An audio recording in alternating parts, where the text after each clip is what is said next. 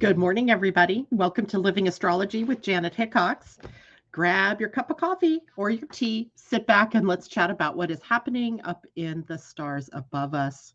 I hope you all had an opportunity to look at the night sky or look at this morning's sky to see Mars shining bright and shiny in the western sky, or at least that's where I see him in the western sky as he's setting. Although I also saw him last night on my way home excuse me, rising just after the moon in the kind of the southeastern sky. So it was kind of a beautiful show with the with Moon and Mars kind of traveling close together. The Moon being in the sign of Taurus, and Mars being in Gemini just behind it. So right now Mars is just trailing the Moon a bit. So if you find the Moon, look just a little bit behind it, and you should be able to see the planet Mars. So that has been my inspiration these last couple of days, is actually being able to see something like that in the beautiful sky, as we've had clear air here, clear temperature, or clear skies at night, even no big cloud things going on. So we've got to take advantage of it while we have that. Today, we're going to talk about the moon and where she is, of course. We're going to take a look ahead at the week. We have some interesting transits going on. And we are also going to take a look at Capricorn energy. And I think you're going to find it really interesting to see where in human design Capricorn begins. And that is because we have both Mercury and Venus this week moving into the sign of Capricorn, and literally just another week or two before the sun follows the two of them into the sign of Capricorn. So we have a big theme going on in all of our lives, and it can be one that we all need to look at and need to understand. So we're going to talk about that. But first, today, we are looking at the moon being in Taurus. And at the time I drew up the chart this morning, the moon was just 1 degree shy of a conjunction to Uranus. And Uranus was 0.6 of a degree, like points of a minute, not even of a degree, but of a minute before he was exactly conjunct the spot of the lunar eclipse that we had on November 8th. So if you can remember back that far and what kind of things were opening up or closing down for you, then the planet Uranus coming into conjunction with that spot can add some revelation, some aha moments to the day. But also having the moon getting ready to come into the conjunction with Uranus also sort of cements the fact that we might have some kind of revelation going on today.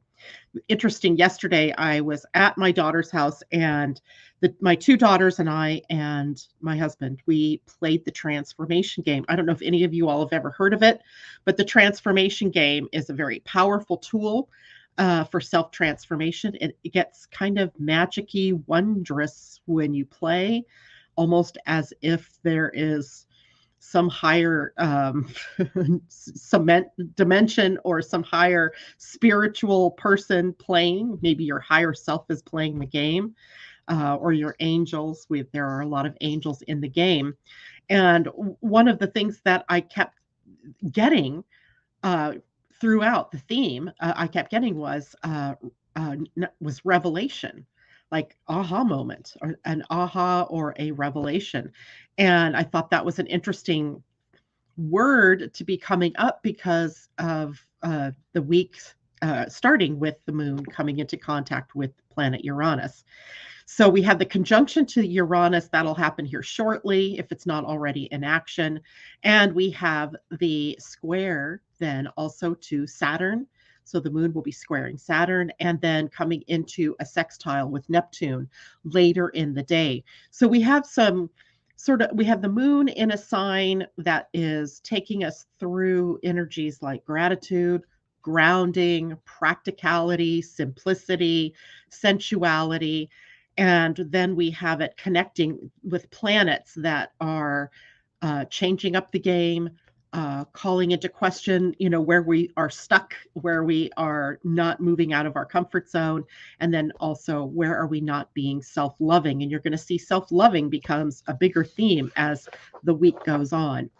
So when the moon is in Taurus, we're dealing with all of the issues that are of a Taurian nature. So I just named a few of them, but we also have wealth or money, right? Banking, all of the economy information. Our material possessions, are ruled by Taurus. So resources, etc.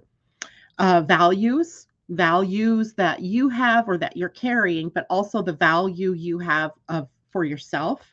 So it's the valuing of the self. And in the valuing of the self, the need to have some boundaries, perhaps strong boundaries, or some boundaries if you're someone who's boundaryless, and making the most of your natural gifts and your talents, right? With that your value doesn't rest necessarily in what you do, but in who you are and who you are being in every moment. So we get to work with that during the moon's transit of Taurus. Then we also see Taurus as a sign that rules all the senses. So the senses like taste and touch and smell, that affection, love, right? Being, wanting to touch one another, the creature comforts of the world, being, Taurus as a sign, or wherever Taurus happens to be in your chart is a sign where you want comfort, right? Where you might be sensitive to smells or tastes or touch, how things feel, how fabric feels, um, sounds, right? Nails on the chalkboard can be just very irritating. So, and that is partly because the moon in Taurus is calling up all of those physical senses.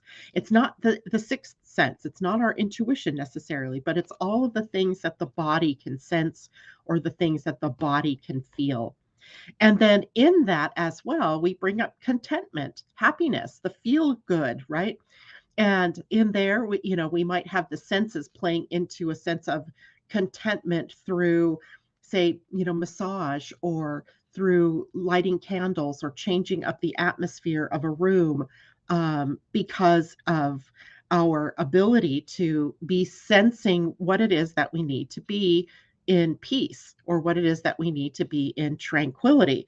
There's also a distinct impression or a distinct appreciation for the natural world in Taurus. It's an earth sign. So getting outside maybe in, the grass, although here it's pretty frozen outside. My husband sent me a screenshot of his temperature gauge on his car and it was 24 degrees outside. Now, I know a lot of you live in very cold areas of the country, but for us 24 is cold and it's dry. So it feels crackly cold, where you take in the breath and your sinuses burn, kind of cold. But having an appreciation for the natural world, looking at it through a different lens as how can I appreciate the cold? How can I appreciate the way the ice on the grass is sculpted by the winds or, all kinds of things? How do the leaves look on the ground because of ice? Even just getting out, taking a walk or being in the fresh air, reveling in life is another one of the keys of the moon in Taurus. Finding satisfaction in even the smallest of things. Taurus takes us into an appreciation of simplicity and of the small, right? Not having to have these complex sort of big things in order to feel good. And Tom, oh my God. Then also looking out for the lower sides of the energies. Tom, we had sun overnight. Okay. Watch out for rigid opinions, being stuck in the past or being stuck in a rut, right? Being unable to move out into new territory. This could be sluggish energy. Taurus energy isn't necessarily high energy. It's not that it's low energy either. It's just sluggish. It takes a lot of momentum or a lot of push to get a Taurus moving or to get that part of our chart in motion. So it can feel sometimes like a place where we are stagnating. or where we're holding on to people or to things or to beliefs. And interesting, as the North Node is in Taurus, the North Node being the part of our collective now pushing us in a new direction, helping us to see where we have been kind of stuck or stagnating. And that is certainly a theme that came up in my life last week. Without even the moon being in Taurus, it was a big theme in my life, and me feeling like I was not happy where I was anymore. I was not happy doing what I've been doing. Uh, Feeling sort of the words I kept hearing was not relevant, and struggling then with that feeling of what do I do? Who am I? The very basics, 61 years old, and I'm asking the question, who am I? Who am I, right? Who am I in the grand scheme of things, and what do I want to do? And all of this type of thing came up in my field. I'm wondering how many of you might have been struggling with some of that same theme.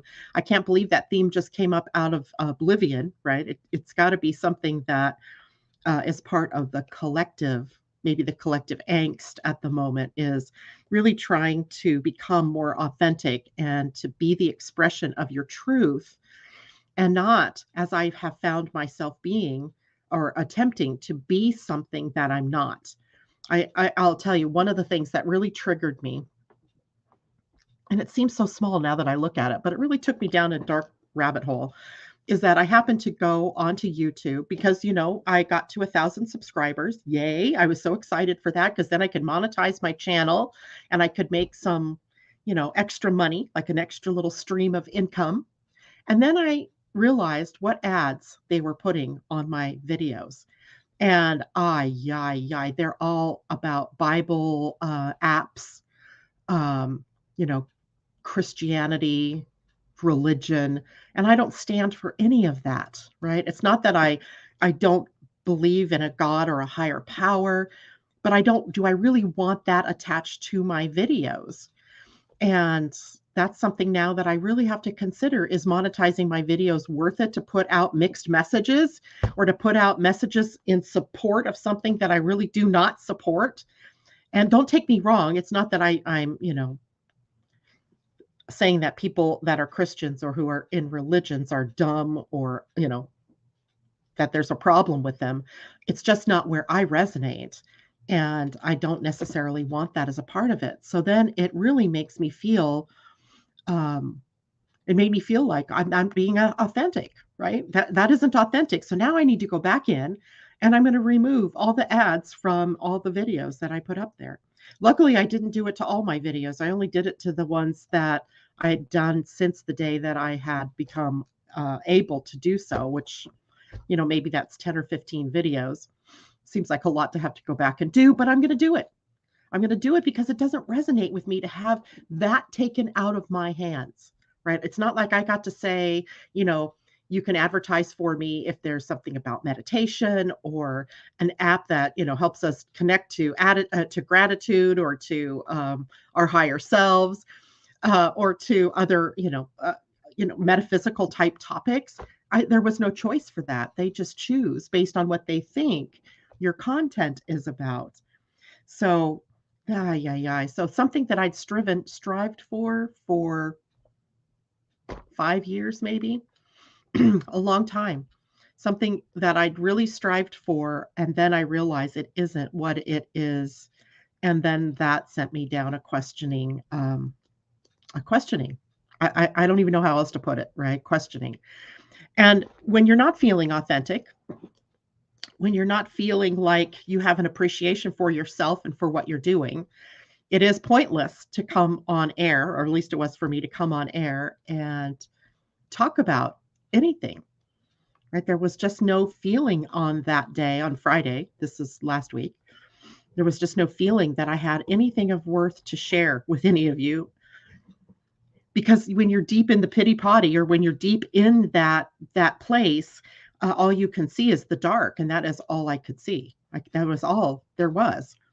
It wasn't until a talk with my daughters and friends that I began to see things in a different perspective. So hopefully you're not all going through those kinds of dark nights, or dark days.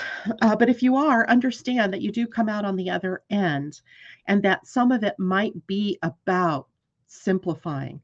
Some of it might be about where you have attached yourself too deeply or too strongly to something that is inauthentic for you, or at least that's how it was in my case.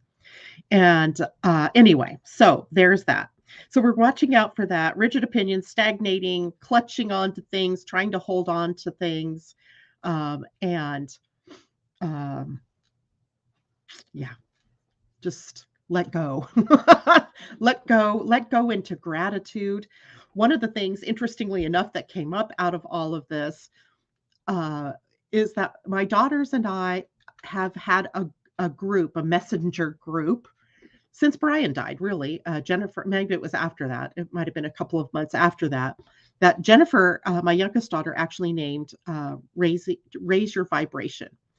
And it was just a private group where, we talked about different things that inspired us or different, readings that we came across. Because remember, Brian's death triggered a big awakening for the members of my family.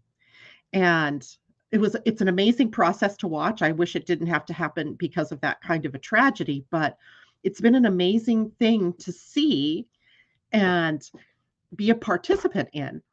And they were at some point they changed the name of the group, and I can't remember which daughter it was that did it, but we changed it from Raising Your Vibration to Desire to Inspire. And we were thinking about this whole idea of inspiring, and I realized that's what I love to do. That's why I come on and do these shows. That's besides the fact that I want to keep people informed or, translate my love of astrology or human design or metaphysics or spirituality to you. I liked the inspiration part of it, right? So I said to the girls, maybe we should take this and make it a group. Do something bigger with it rather than it's just you, me, and Jennifer. Let's do you, me, Jennifer, and a few of our between us, thousands of friends. And that is how Desire to Inspire came about. And I did invite a lot of you to come and join us because I had you as friends on my own page, my own Janet Hickox page. But if you did not get an invitation from us, I encourage you to go to Facebook and search in the groups for Desire to Inspire. It's a picture of a key on top of some stones in a very natural setting, rocks and a tree, I believe. And, participate with us in sharing what inspires you, right? Today, I am actually starting a podcast to that page on what is inspiring to us. My daughters will be there with me. It's going to be fun. They're scared to death. I'm like, oh, don't worry about it. I'm an old pro, been there, done this for years. Just follow my lead and you'll be fine. And today's topic is gratitude.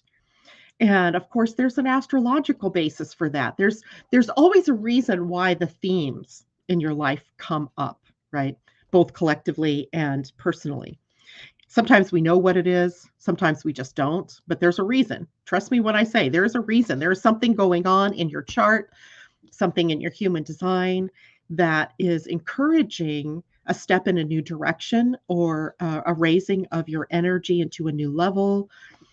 In this case, we have the nodes across Taurus and Scorpio, which encourage us as a collective to tap into, on one end, simplicity and gratitude and really simplifying our lives around what it is that we value, seeing our value and our worth as something other than what we think we have to be, like what is true and authentic for us.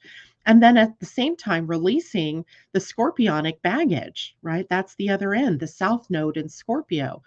So encouraging us to be more in alignment with our passion and what we're passionate about and release all the old, stuff.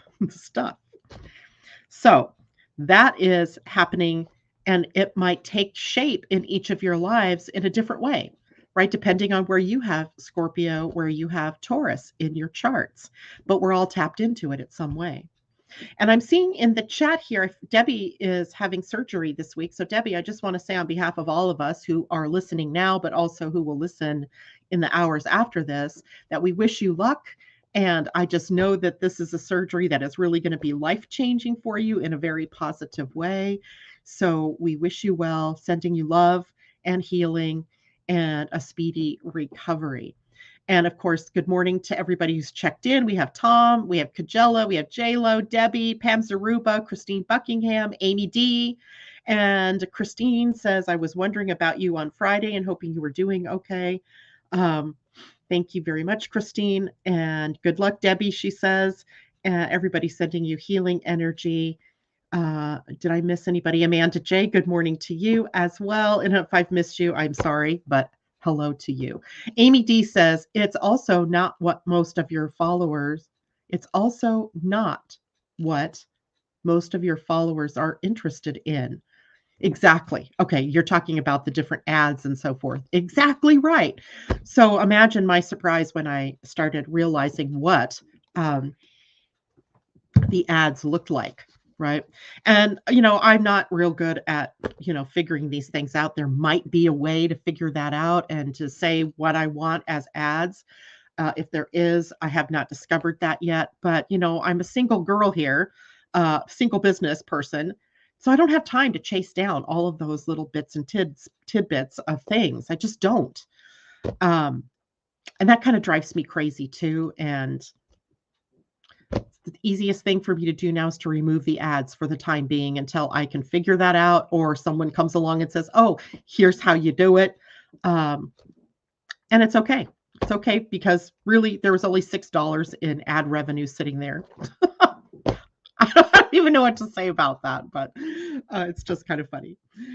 You're very welcome, Debbie. Hello, Ellen Mosier. It's good to see you.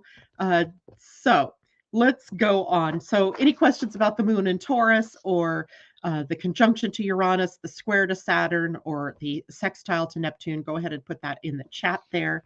Let's take a quick look at the week ahead. We have a pretty good week ahead for us. Over the weekend, the Human Design Week changed. So we moved with the sun into the gate 5, which is a gate of rhythm and habits, right? It has a distinctive energy around, creating healthy rhythm in your life, and establishing healthy habits around that rhythm in your life. But it also has, in a sense, in human design, it can be a very big source of OCD, of obsessions and compulsions to do things, to get into this, very stringent pattern of doing. But it is also very necessary for us to have healthy habits, right? To have healthy rhythms established in our lives. It gives structure and meaning to what it is that we're doing. It's great to have days sometimes where you have zero structure, where there's nothing on the agenda. But too many days like that, and you begin to, kind of feel like, oh, I need to do something. I need to have some more of my structure.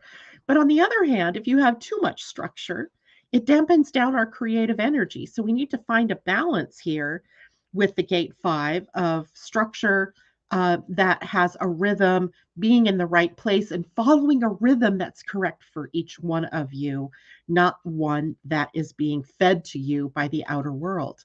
So that might mean some of you wake early, some of you wake later, some of you are early to bed, early to rise, some of you are late to bed, early to rise, some of you are late to bed, late to get up. Following your own rhythm and structures as much as you can. And then the Earth finds herself at the gate 35 this week, which I kind of like the 35. It is I often, instead of calling it used to be called, I call it the gate of the dabbler, right? Because I always think of it as the Jack and Jill of all trades, someone who has a lot of experiences, a lot of talents that they can share with people. And sometimes I feel an affinity for this energy because I have so many different tools that I can use to help people, right? Different astrology tools, human design, the gene keys, soul alignment, manifesting blueprints, and on. Pleiadian astrology. I can get into Mayan astrology. I can get into numerology. I mean, all these things are tools that a gate 35 would really find useful, right? Not necessarily just one thing. So it does kind of, the earth encourages us to take a sort of inventory of all of the things that we have as skills and gifts and talents, things that we have experienced that others can benefit from when we share, right? Sharing our experience with others. So share your experiences this week and do it maybe in a way, set a new rhythm, a new habit in your life, something that's sustainable, that is loving, that is inspirational to you, that is, and it could be just simply, I'm going to start a meditation practice, or I'm going to do some yoga, or I mean, anything, literally. I don't mean it to be just about your body or, spiritual things. Maybe the new healthy habit is eating, right? Some of us get so busy we don't eat. And then when you do eat, you overeat. So maybe having a healthy, established rhythm of when you feed your body, or maybe even learning to tap into the wisdom in your body. Part of my angst over the weekend was relieved by, of all things, a book. And this has happened so many times in my life. I don't even know why I question it. I don't really question it. It's like right there. Sometime about, it was probably 3 months ago. I happened to get an email from Amazon telling me that I had, and I always forget about this, I pay a monthly fee so that I can download Kindle books for free. And I almost never do it because I just never think about it. But yet I got this email a couple months ago reminding me that that was a service that I've been paying for and maybe I should utilize it. So I went in and I downloaded, I don't know, 2, 3 books, and promptly forgot about them. Who has time to read? Certainly I did over the weekend. And I was opening up my Kindle to play a game. That's what my intention was. And it was opened up to my library. And I saw this book. It said, From Role to Soul.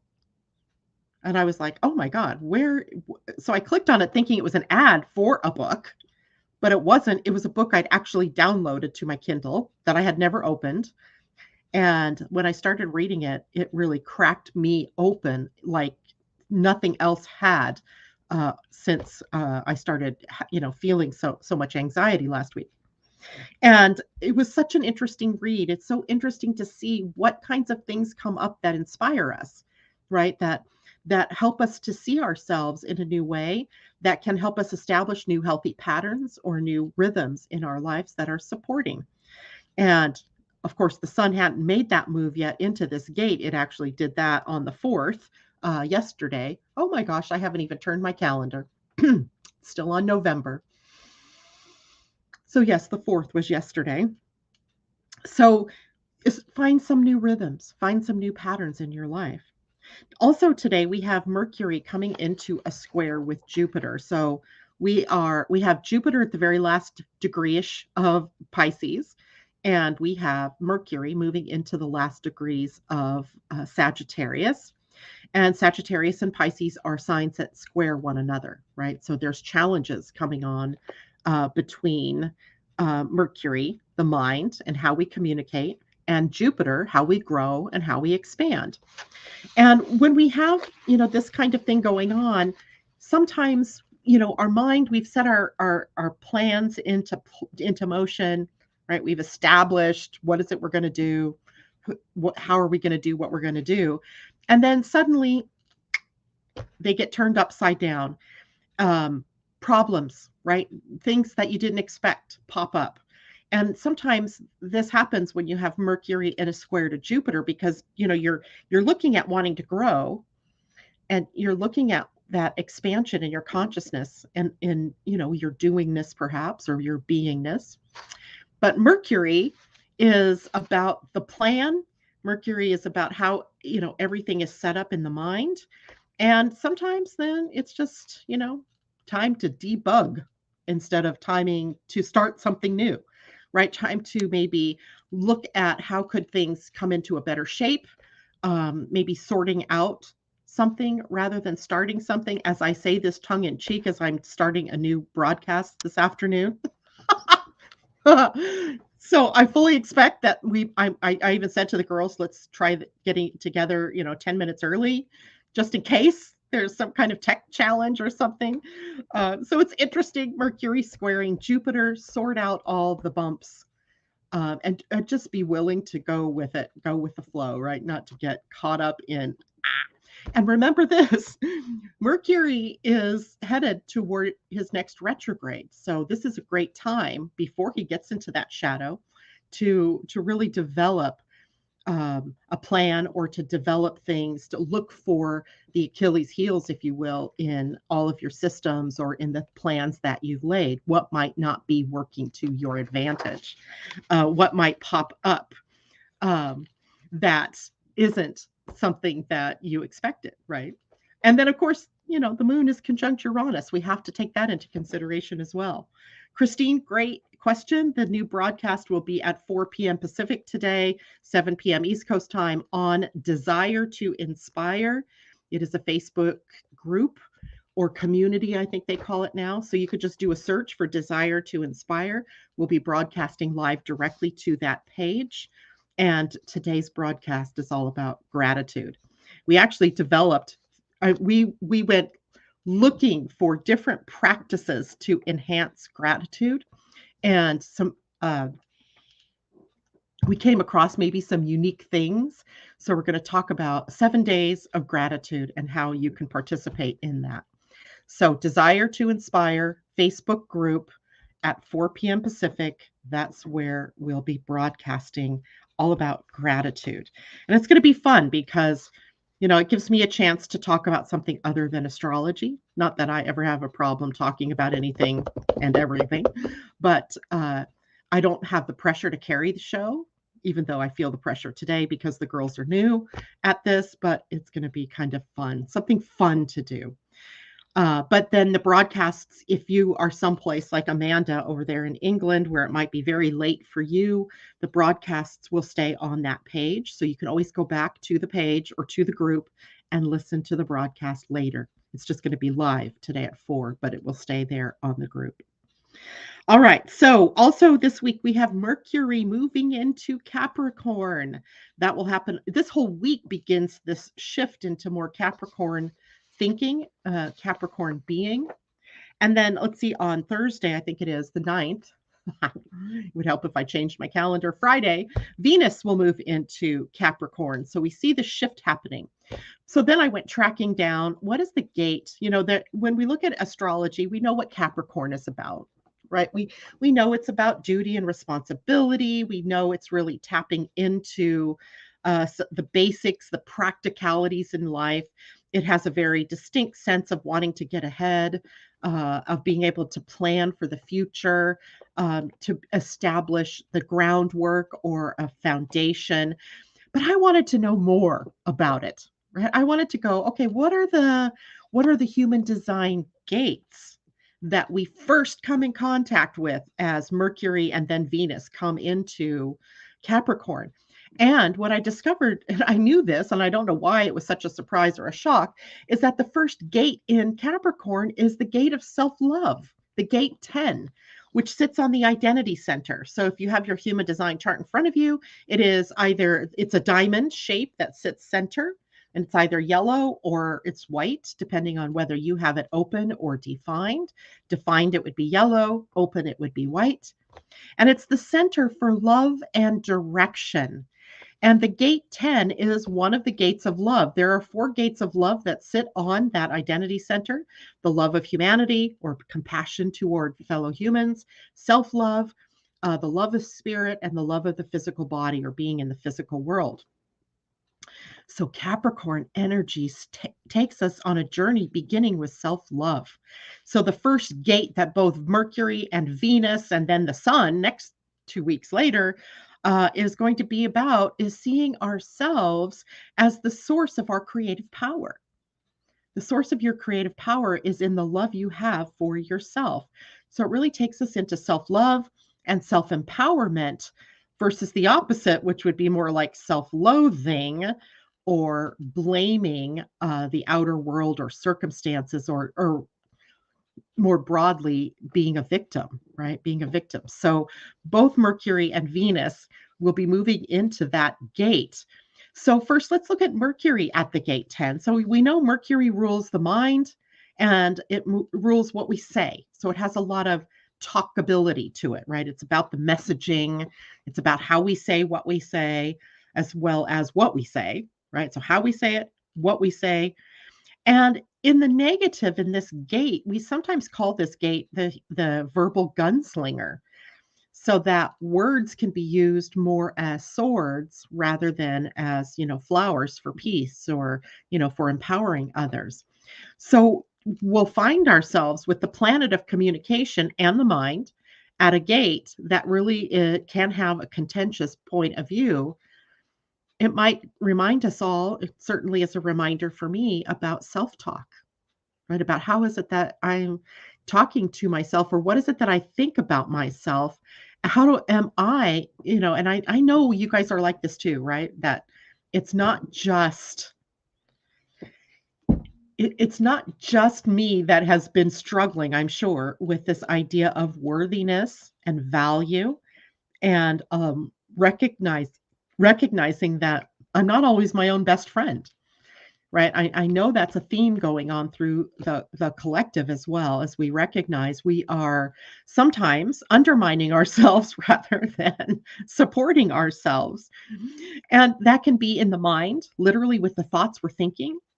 But because Mercury rules communication, it could be about self-talk. And I said something to one of my daughters about how I would never in a million years say to someone else some of the things that I had been saying to myself. I would never. I would never. I would just never do it. So why am I doing it to myself? So now we get an opportunity to really reevaluate, what am I thinking about? How am I seeing myself as being lovable or loved or accepted, or being worthy of receiving? All kinds of different things can come into play here, but it starts with the mind, and then how the mind is directing thoughts about yourself to yourself, right? Because I guarantee none of us would intentionally go out sometimes and say the things to another person that we might say to ourselves, right? Shaming ourselves, blaming ourselves, guilt tripping ourselves, etc. So Mercury giving us the opportunity, as he moves into Capricorn energy, to see ourselves as loving, as worthy of love, as remembering love as the direction, and being more loving, kind, and generous, both in our thoughts and our words. And of course, then that leads to deeds, right? What we do. So it's an interesting energy to have Mercury move into that. It's interesting to me because Capricorn has a lot of really, so when we look at Capricorn energy, and I got this energy, by the way, or this information from my 2022 ephemeris from Zen Human Design. And I also have 2023s, which is how I'm getting the information for the upcoming Astrology or Astro Design 2023 webinar. So when we look at the gates that Mercury will be going through, we start out with self-love. Then we move into the gate of joy, the gate of blessings, vitality, love in action through joy. And then we move into a more struggling place, right? Then we start to move into a Capricorn's struggle, which is finding the right thing to stand up for, or to be willing to fight for. And the gate of struggle is really about choosing your battles wisely, like what's worthwhile, right? What's worth standing up for. And then he takes us into the gate 54, which is the gate of ambition. The 54, ambition doesn't do this gate justice. The 54 is really where we start all of our worthwhile journeys in this life, right? In the physical realm.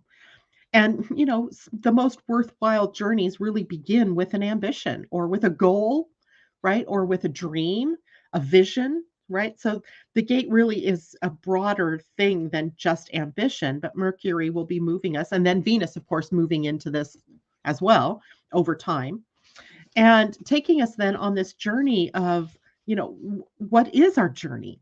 What is the next step in my journey? And then finally, through the end of the month, gets us into the gate 61, which is the gate of wonder and awe, the middle gate of the head center that moves down toward the ajna, and the 61 tapping into magical reality, bringing the magic into the real world, right? So that's Capricorn. All that's Capricorn. Capricorn, Capricorn. And of course, by then, Mercury is headed into his retrograde station and will sit at the 61 for a while. So, we have several days worth of contemplation around wonder and awe and magic, right? And then Venus takes up the same trip, right? Venus begins the trip on the 9th, Friday, but Venus represents our relationships. Venus represents our love, right? Love of each other. Venus represents our values and our self-worth. And now we're going to take those things on the trip through first self-love. And what's the most self-loving thing that we can do for ourselves? If you want healthy relationships, don't you have to have a healthy relationship with yourself? I would guess that's partly true, right? That the sense is in our relationships, we are often projecting outward, right, onto the people in our lives, things that we are needing to see about ourselves. Although, we tend to see it through the lens of, blaming someone else or thinking someone else is the problem, or just projections, right, of what we don't want to see that's true about ourselves. So Venus coming through here then gives us this opportunity to see ourselves through the eyes of the people who love us. Seeing yourself through the eyes of the people who love you, right? And what do they see that maybe you haven't seen about yourself, or that you haven't validated yet as who you are? But that's a great question. It also begs the question, how do you want to be loved? That's another great question for us to contemplate as we see Venus at the end of the week beginning to move through the gate of self-love, and then on into the gate of joy and bliss and vitality, and then on into the gate of struggle. What's the struggle? What's worth fighting for? What's worth standing up and being counted for? And so on, right? So Venus taking our value, our worth, and love, and our relationships into the gates of self-love and in on through that Capricorn journey. I really want to say it's kind of an unexpected journey, right? I think when you think of the fact that Capricorn is a sign that's ruled by Saturn, and that Saturn, as a generality, is not very touchy-feely, lovey kind of energy, right? He's more stern, duty and responsibility, lay the template, do the work kind of thing, right? Do your due diligence, be responsible, be accountable. That's what I think of when I think of Saturn. And it's true. That's what he represents. So his rulership of Capricorn then seems almost like there's like a paradox going on here. A paradox between what you look at energetically in Capricorn through human design and what it would seem to represent if you look at Capricorn through the lens of Saturn, right? Saturn's rulership. But Saturn then must have a softer side, right? Saturn must have a softer side. And of course, when we talk about Saturn, and we are often like relating him to karma, and karma isn't always like negative. It isn't always you being punished for something.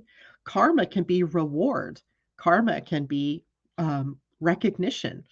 It can be, getting to the fruits of your labors, right? Getting what you deserve based on what you've been doing or who you've been and how you've been sharing of yourself.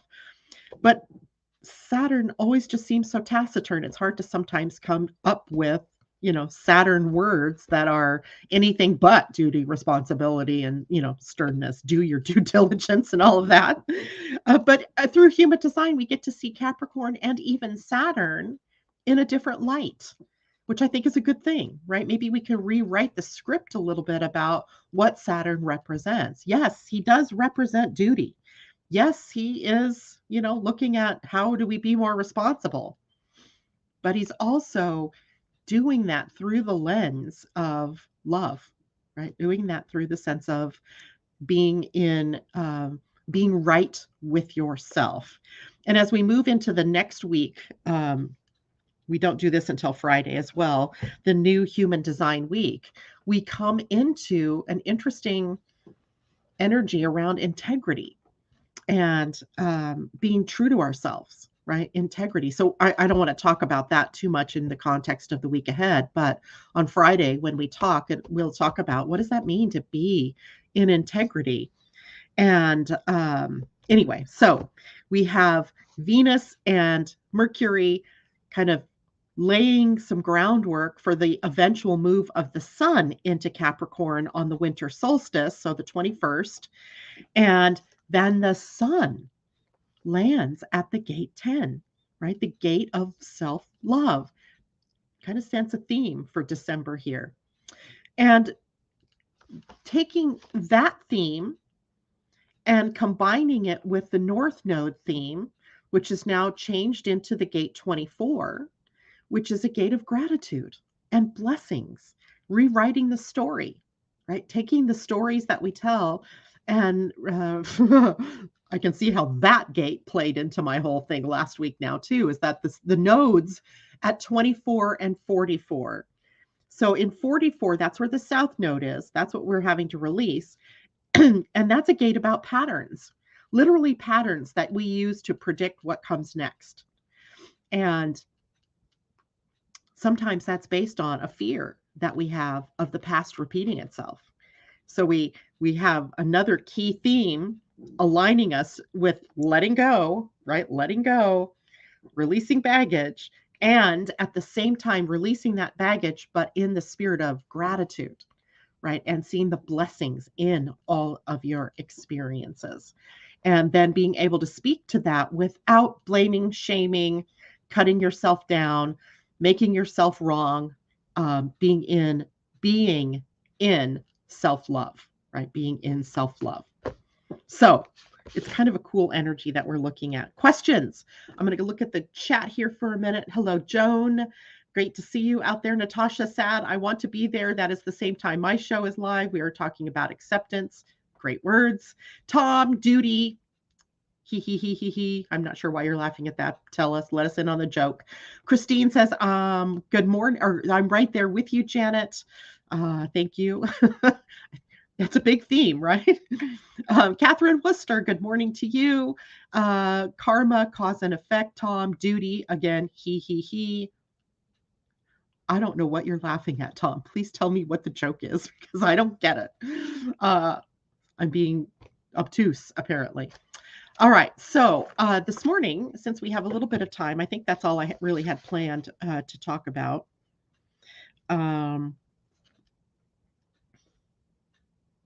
Yeah, I think that was pretty much all I had that I wanted to share this morning. So let's do some card reading, shall we?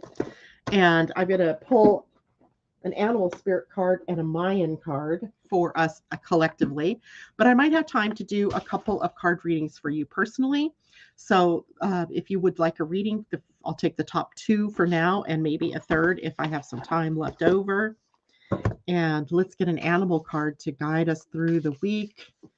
I'm sure. Oh, do like poop. Oh my God, Tom. Duty. I get it. Which we would call dookie. Dookie. Groundhog spirit. Time to let go. Card number 31. Groundhog spirit. Interesting, right? Time to let go. Card 31 is a 4. And 4 is about boundaries even. And 31. And let's see what this card has to share with us. I don't know that we've ever gotten this one, guys. Groundhog Spirit says endings lead to beginnings and death is a part of life. So Groundhog Spirit is here to let you know that it is time to accept the natural ending of something that is no longer serving you. We love to hold on to what is familiar, but the new needs space to arrive so growth can occur. When Groundhog Spirit appears, it is a sign there is something in your present situation that you need to let go of so that something new can be born, something that will far better serve you now. I love this. When the groundhog sees his shadow, he retreats to his den. So, too, might you yearn for a little more time to say goodbye and transition into the new. However, change is coming and it is good, so let go of your resistance. Spring brings many blessings, and what must die will always be reborn in a new form that will be right for you. Life requires change and detachment. Say farewell to whatever once served you and get ready for something amazing to take its place. Spirit is already sending it your way. Ooh, Groundhog Spirit. Love that card. All right, let's do a Mayan card. Debbie, I will do one for you. And Catherine, I'm not sure if you're saying you want a reading or not, but I can take two more or one more at least. Let's do a Mayan card. And my Mayan cards sometimes get very profound messages, right? I think they give us some bigger messages. And this one is a big message. Nuevo mito, new myth, new myth. So this is one of the lens cards. So it's going to take me a moment to find that one. New myth. Did you see how it kind of looks like the number 8 or almost the Vesica Pisces symbol or, you know, the infinity symbol? Interesting, huh? And let's see, we want to go to the lenses. There's no number on that. Here we go. New myth. So the qualities of the sign or of the card are personal myth, meta myth, purpose, entering the big story, miracle on earth, new golden octave, a path of innocence, and present moment. Powerful one. Child of the sun, you are being called to wakefulness, to your place in the new myth. A great shift is coming for planet Earth, and the time is now. A new consciousness is being created by the children of the sun as they rise with the earth to a new place amongst the stars. A new harmonic of light and sound, a golden octave, is being sounded on earth, ringing in the frequencies of ecstasy, union, and unconditional love. Child of the sun, why did you come to earth? You are the miracle of the new myth unfolding. You came to earth with a purpose, a plan, a master blueprint encoded in your feelings. Live in harmony with that plan. Open your world to the great mystery. You are being asked to view your experiences from a mythical standpoint so that you remember your connection to a larger pattern. Notice the metaphors and symbols of your daily life. The key to your personal myth is presenting itself. Your everyday world is infused with a vast mosaic of metaphorical meaning. Everything you do is relevant to the creation of your personal myth, as well as the larger meta myth. From now on, there are no more roadmaps, no more creeds, no more philosophies. From here on, your direction comes straight from the universe, moment by moment. This is the path of innocence, the path of trust. Here, each step is walked only once, and the universe only speaks in the voice of the present. Feel the key to the kingdom in your heart. Know that, like the pull of the heavenly bodies, love is neither taken nor given, but discovered and allowed. No one is without love, for love is the force that holds the universes together. By simply embodying love, you are living the new myth that will create the wave home. Surrender to love and awaken, child of the sun. Love that one. That is a very powerful card. I knew it would be as soon as I saw it. All right. So, Debbie, me, please. All right, Debbie.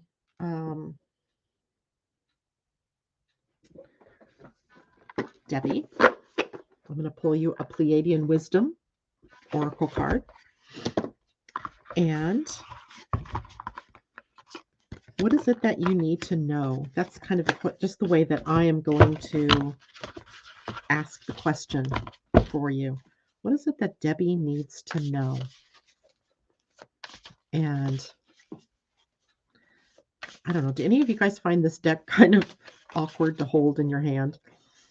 It's just almost on the edge of too big. But I just love the messages that come in here.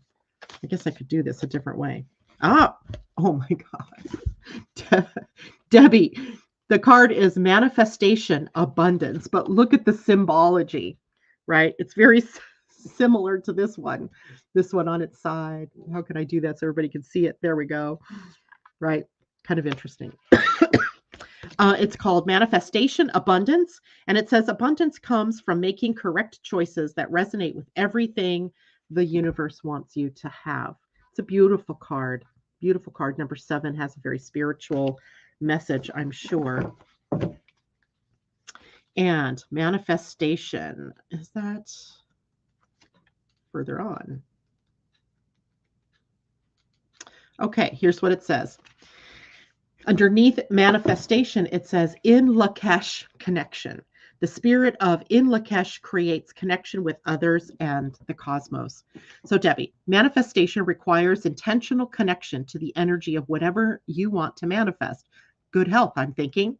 Ease and flow of the surgery and your recovery. Source holds all universal possibilities, and when you intentionally connect to those potentials, everything is possible. If you doubt that everything is possible, you are not connected through your heart to universal and cosmic wisdom. You have the power within you to manifest whatever you want through being connected in the moment to both the energy present and the energy of what you wish to manifest. You must recognize the connection to manifest what you want. The term in Lakesh literally means viewing everyone else as, quote, I am another yourself, end quote. In other words, you are connected to everyone and everything. Through in Lakesh, all perspectives fit together naturally into a whole, like puzzle pieces connected to create a more holistic view of reality. Connecting in this way can manifest a more highly functional culture. Working together brings true connection and the ability to manifest whatever you need. So the energy of Universal 8 is about connection and abundance. Living in the spirit of in Lakesh naturally connects you to all possibilities, making abundant manifestation swift and easy. I love this card for you, especially the fact that you're going into surgery today. So there's that. Catherine Worcester, I'm going to choose a deck for you, and this will be from the Angel Guide Oracle by Kyle Gray. So an angel is waiting to speak with you, to send you a message of love, of light, of happiness, of what do you need to work on? Holy love. Holy love. Isn't that a beautiful card? Look at the spiral at the top, the halo, beautiful face, holy love, holy love. I don't think we've ever pulled this card either. So let's see what that means. It says, you are blessed to receive this card today, for it shows you are being surrounded by loving energy, and the cup of your heart will be filled until it overflows with goodness. The angels who are with you now know that at times you can feel unloved and unappreciated, and this can block your experience of love and appreciation. The divine energy that's surrounding you at this time is there to help you melt away any blockages so that you can be open and receptive to the love and appreciation that you deserve. Your angel guide is encouraging you to view yourself in a loving way and to give yourself permission to be loved. If you have been holding back for a while but are now ready to share the love you have within, this card brings the message that it is safe for you to do so. Angels of love are gathering around you in awe and celebration, for you are finally willing to remember how loving and lovable you are, and heaven is guiding you to see that you deserve loving relationships, loving experiences, and loving acceptance from the world around you. This card marks a milestone in your own self-awareness. It acknowledges the steps that you have taken to claim your worth and to recognize that you deserve to be loved and respected and to feel good. It also acknowledges a new level of spiritual oneness, which draws even more divine love from your angels and the Creator. You are loved beyond your wildest dreams by the power and the presence that created you. And through receiving and acknowledging that love, you will create even more loving experiences in your life. That's a great card, too. Holy love. Holy love. I think that's a message for all of us. I can never stop kind of picking up that the messages are for all of us, not just for Debbie or just for Catherine, but all of us. So, all right, that is it for me today. Thank you so much for joining me this morning. Don't forget this afternoon, 4 p.m. on Desire to Inspire's Facebook page or Facebook group. We'll be talking about gratitude. And as well, if you missed that, no big deal because it is recorded and placed right there for you to be able to listen to later. I will see you on Friday. There is something else. Don't forget, tickets are still available for the Astrology of 2023 webinar. And with that comes the free astrology report, which turns out to be more. I thought it was 80 pages. The personal part of the report is 80 pages, plus 12 calendar pages, one for each month of the year. And of course, your chart that comes with it just for buying your ticket. That's it. Take care. Bye.